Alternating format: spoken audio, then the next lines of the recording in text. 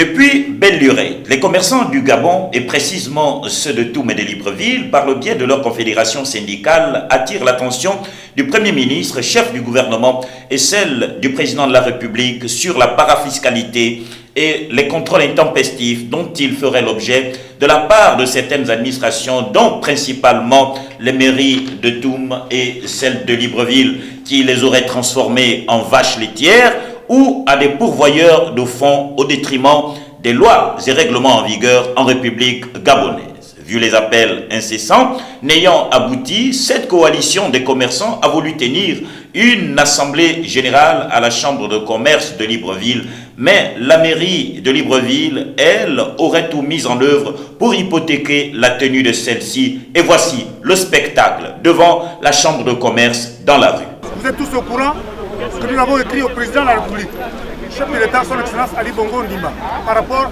à la parafiscalité. Nous n'avons pas dit fiscalité, nous avons dit la parafiscalité et les contrôles intempestifs. En l'absence de la réaction des autorités, nous avons, depuis 8 jours, pratiquement, saisi le Premier ministre, chef du gouvernement, avec un cahier de charges pour déposer un préavis de grève qui court jusqu'à demain, mardi 5 novembre 2019 à 0 heure. À compter de mercredi, une grève est lancée selon le programme établi. Nous allons vous remettre à vous la déclaration que nous voulons faire. Malheureusement, nous ne savons pas pourquoi la mairie de Libreville a empêché que nous fassions notre déclaration à la chambre de commerce, que nous avons même loué à nos frais. Ce qui n'est pas dans la loi, nous refusons. Ce qui est dans la loi, nous n'allons pas empêcher la mairie de faire son travail. Ça, c'est pas ce que nous avons dit. Mais nous disons, tout ce qui est payé en dehors du circuit de la comptabilité publique est nul et nul le fait pour nous. Il va falloir que, dans la même tenue que nous donnons au gouvernement de la République, que la mairie vienne dans un dialogue équilibré, nous explique quelles sont les lois qui réglementent le certificat de contrôle d'hygiène, le conseil de contravention, les lois sur les chambres froides et autres. Donc qu'on sache réellement. Dans les matières de place, le problème n'est pas au niveau de la fiscalité comme on a pu dire.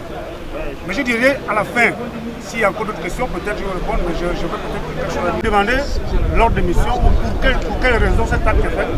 Si vous ne payez pas aussitôt, soit on procède à vos saisies systématiques, ou alors il se balade avec un soudeur qui vous soude complètement tout faire. C'est tout.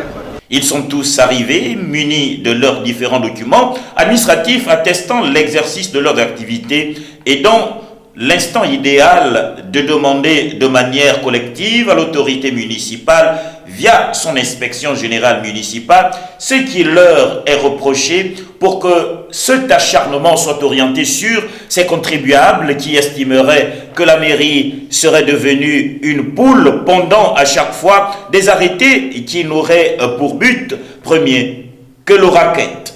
Que dire de la loi sur la décentralisation en ses articles 228 à 237 au sujet des ressources des collectivités locales, la loi des finances respectives pour 2009 ou le Code général des impôts en ses articles 15, 16, 17 et 18, dont les modalités sont assurées par délibération et des conseils. Aussi, dans le cadre du contrôle de la qualité des produits des denrées alimentaires, répression de fraude, à la constatation des infractions, seuls les agents qualifiés en la matière et assermentés seraient habilités à le faire, notamment ceux des administrations publiques cités par l'article 31 de l'ordonnance 50/78 y relative.